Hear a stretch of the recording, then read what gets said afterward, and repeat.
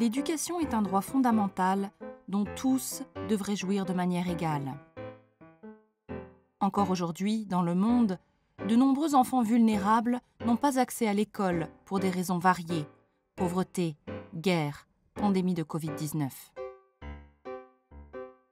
S'appuyant sur les expériences vécues par le Japon en matière d'éducation, la JICA a développé dès les années 1960 une coopération internationale dans le domaine de l'éducation et a apporté son soutien à plus de 150 pays en développement. Retraçons l'évolution de l'action de la JICA en matière d'éducation.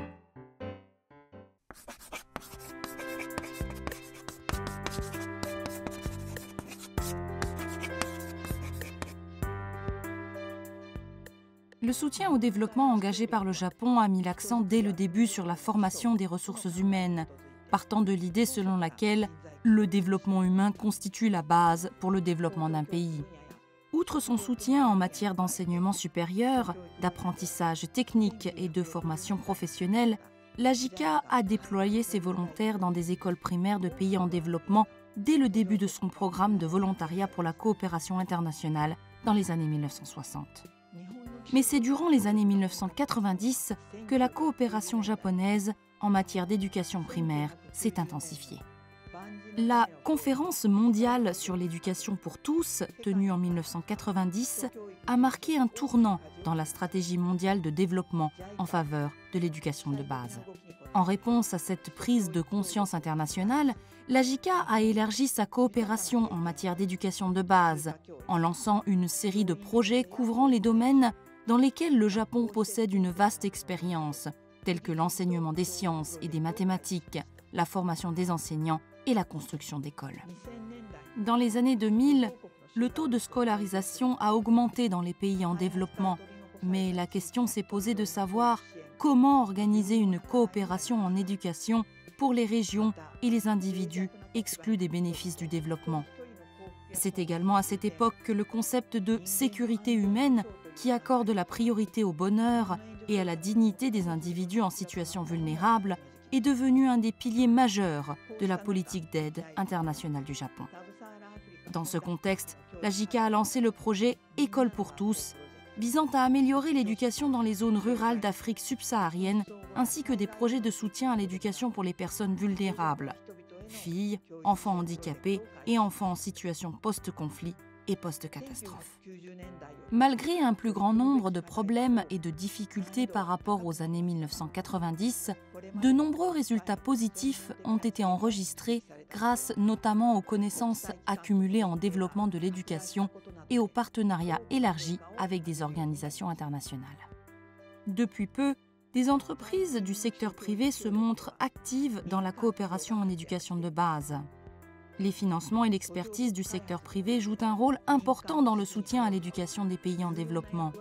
En effet, des éditeurs japonais de manuels scolaires, de matériel pédagogique ou d'outils pédagogiques numériques, ainsi que des établissements d'enseignement privé japonais, entre autres, sont impliqués dans les projets de coopération en éducation de base promus par la JICA. Dans le même temps, la mondialisation de l'éducation devient un enjeu de plus en plus important, en raison notamment du nombre croissant d'enfants de diverses langues et cultures au Japon. La JICA s'efforce de mettre à profit l'expertise accumulée dans le cadre de la coopération en matière d'éducation pour résoudre les problèmes au Japon et créer une communauté multiculturelle et inclusive. S'appuyant sur les expériences vécues par le Japon en matière d'éducation, la JICA a poursuivi sa coopération internationale en éducation de base tout en s'adaptant à l'évolution du développement mondial et en répondant aux nouveaux besoins éducatifs des pays en développement. Une autre caractéristique de la coopération poursuivie par la JICA en éducation de base est le partenariat avec la société civile japonaise, des entreprises privées et des organisations internationales. Il sera toujours important de mettre à profit la vaste expérience du Japon et ses ressources humaines relatives au développement de l'éducation pour trouver des solutions aux problèmes rencontrés par les pays en développement, tout en collaborant avec ces pays et des organisations internationales. Voyons maintenant quel type d'enjeux éducatifs existent. Plus de 260 millions d'enfants et d'adolescents dans le monde n'ont pas encore accès à l'école. plus de 610 millions d'enfants scolarisés n'atteindraient pas le niveau minimum de compétences en lecture, écriture et calcul.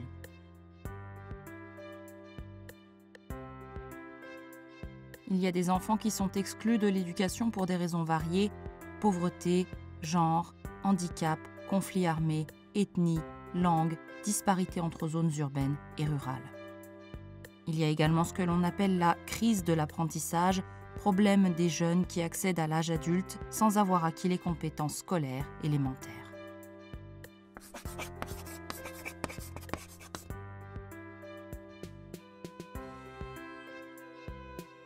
L'objectif 4 des objectifs du développement durable, ODD, est d'assurer l'accès de tous à une éducation de qualité, inclusive et équitable, et de promouvoir les possibilités d'apprentissage tout au long de la vie. Afin d'atteindre cet objectif, la JICA a formulé en 2021 son agenda mondial pour l'éducation dans le cadre de ses stratégies de coopération pour relever les défis mondiaux. La JICA a donc défini ses propres objectifs pour atteindre l'ODD 4 avec l'échéance de 2030 pour leur réalisation. La JICA cherchera à fournir une éducation de qualité à 20 millions d'enfants avec l'aide d'autres partenaires de développement acteurs, organismes d'aide internationale, ONG, universités, entreprises privées.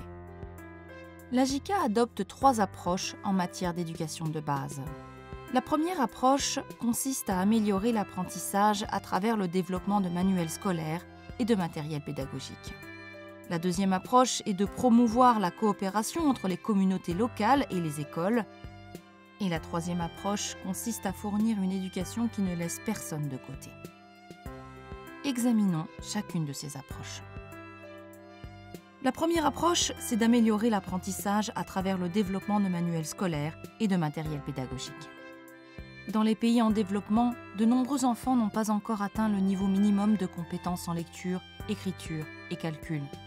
Parmi les causes probables de ce problème, on peut relever notamment le contenu de l'apprentissage mal adapté au quotidien des enfants et peu apte à susciter leur curiosité, ainsi que l'incohérence du contenu des manuels scolaires et des matériels pédagogiques. Une autre explication est que dans beaucoup de cas, l'apprentissage est centré sur la mémorisation et sur l'enseignant, favorisant l'enseignement unilatéral, n'accordant aux enfants que peu de temps pour apprendre de leur propre chef. Il est donc important de créer un environnement qui permette aux enfants d'apprendre de manière proactive et continue, et ce à travers le développement de manuels scolaires et matériel pédagogique de qualité et l'apprentissage mutuel entre enseignants pour améliorer leur méthode pédagogique. Plus concrètement, il s'agit de développer des programmes et des manuels cohérents et structurés, introduire des matériels pédagogiques de qualité et créer un environnement permettant une mise en œuvre d'un cycle PDCA afin que les enseignants puissent améliorer leur méthode pédagogique. Cela nous permet d'améliorer l'apprentissage selon le rythme de chaque enfant. La JICA introduit également le cycle PDCA, planifier, développer, contrôler, agir, pour gérer les politiques éducatives et la méthode pédagogique. Au Japon, ce cycle sert à gérer les politiques éducatives. Les compétences scolaires des enfants sont régulièrement évaluées lors d'examens nationaux. Les résultats de ces examens sont exploités pour revoir et améliorer entre autres les politiques éducatives, les programmes scolaires, les matériels pédagogiques et la formation des enseignants. Il sert aussi à gérer la méthode pédagogique. L'efficacité des cours quotidiens est évaluée. À la lumière des résultats de ce contrôle, l'enseignement remet en question sa méthode pédagogique et revoit son plan de cours pour encourager l'apprentissage proactif des élèves. Enfin, un enseignement amélioré est dispensé. La JICA a intégré ce cycle PDCA dans un projet au Salvador. Le projet ESMATE pour l'amélioration de l'enseignement des mathématiques au Salvador a développé et distribué dans tout le pays des guides à l'usage des enseignants, des manuels scolaires et des cahiers d'exercices qui sont faciles à utiliser. On s'est efforcé d'améliorer la qualité des cours avec pour outil les manuels scolaires et en encourageant l'apprentissage mutuel entre les enseignants. Ces efforts ont porté leurs fruits. Le score T en mathématiques des élèves de deuxième année du primaire a connu une augmentation qui a été vérifiée de manière académique. Le ministère a créé une structure d'amélioration de l'apprentissage cyclique qui évalue régulièrement les capacités scolaires des enfants pour revoir les programmes et manuels scolaires tout en encourageant l'apprentissage mutuel entre enseignants pour améliorer leur méthode pédagogique. La deuxième approche, c'est de promouvoir la collaboration entre les communautés locales et les écoles.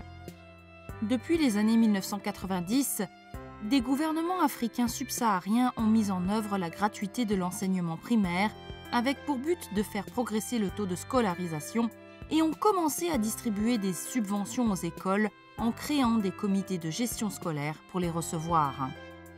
Cependant, en raison du manque de budget des gouvernements et de l'idée répandue dans de nombreux pays selon laquelle l'école est réservée aux riches, les autorités villageoises monopolisaient souvent la gestion de l'école avec pour conséquence un manque de transparence, ce qui ne favorisait guère la participation des membres des communautés à la gestion de l'école. En conséquence, aucune amélioration n'a été apportée à l'environnement scolaire et le système n'a réussi ni à accroître le taux de scolarisation, ni à développer les compétences scolaires des enfants. Constatant cette situation, l'AJICA a choisi une approche consistant à promouvoir l'amélioration de l'éducation à travers la collaboration avec les communautés, qui implique non seulement l'administration et les enseignants, mais aussi les membres des communautés. Appelé École pour tous, ce projet de coopération s'est déroulé d'abord au Niger en 2004, pour ensuite s'étendre principalement à d'autres pays africains francophones. En mars 2023, il avait été déployé dans plus de 70 000 écoles réparties dans 10 pays africains. Jetons un coup d'œil au graphique et examinons l'évolution des compétences scolaires de base de deux pays, le Niger et Madagascar, où le projet École pour tous a été mis en œuvre auprès d'1 million d'enfants. Nous avons évalué la capacité des enfants à effectuer les 4 opérations arithmétiques élémentaires, ainsi que leurs compétences en lecture et écriture avant et après des cours de rattrapage dispensés par les comités de gestion scolaire pendant plusieurs mois dans chaque pays. Nous avons évalué la maîtrise des 4 opérations addition, soustraction, multiplication et division. Dans chaque pays, la proportion d'enfants capables d'effectuer les 4 opérations élémentaires a progressé en moyenne de 24 points de pourcentage. Le projet est désormais mis en place dans un certain nombre de pays africains anglophones et il est prévu de le déployer en dehors d'Afrique. La troisième approche, c'est fournir une éducation qui ne laisse personne de côté. Le taux mondial de scolarisation dans l'enseignement primaire se chiffre à environ 90%, mais les 10% restants représentent un nombre important d'enfants, y compris notamment des filles, de jeunes handicapés et des enfants réfugiés victimes de conflits armés. Au Pakistan en particulier, il y a plus de 23 millions d'enfants, de jeunes et d'adultes privés d'éducation qui sont majoritairement de sexe féminin. L'AJICA ne se contente donc pas de soutenir l'éducation dans les écoles publiques, elle s'engage également dans la promotion de l'éducation non formelle en offrant des lieux d'apprentissage aux enfants et aux jeunes qui sont privés d'éducation parce qu'ils vivent dans des zones rurales sans école ou travaillent dans la journée par exemple. Et en Mongolie, les enfants handicapés ne vont pas à l'école pour des raisons variées. Ils ne reçoivent pas le soutien nécessaire pour développer leur potentiel ou les écoles ne sont pas prêtes à les accueillir, par exemple. L'AJICA fournit donc une aide à la construction d'écoles équipées d'installations qui facilitent l'apprentissage des enfants handicapés et à la réalisation d'une éducation inclusive qui permette aux élèves handicapés d'apprendre à un rythme adapté au degré de leurs difficultés. Quand on cherche à améliorer l'éducation pour ne laisser personne de côté, étant donné la diversité des facteurs sous-jacents, il n'est pas toujours possible d'enlever avec une seule approche les obstacles à la scolarisation des populations vulnérables. L'AJICA s'efforce donc de ne pas laisser les enfants vulnérables de côté dans tous ses projets de coopération en éducation de base. En plus de ces 3 approches, l'AJICA soutient l'éducation préscolaire pour les enfants en bas âge et le développement des compétences de vie, compétences psychosociales, compétences cognitives, etc. Enfin, elle propose des matériels pédagogiques destinés à des enfants de diverses langues et cultures au Japon. À travers toutes ces initiatives, la JICA soutient le développement d'une éducation de qualité. Elle poursuit également le partage d'expériences et de connaissances avec ses partenaires nationaux et internationaux, au-delà du clivage entre pays développés et pays en développement.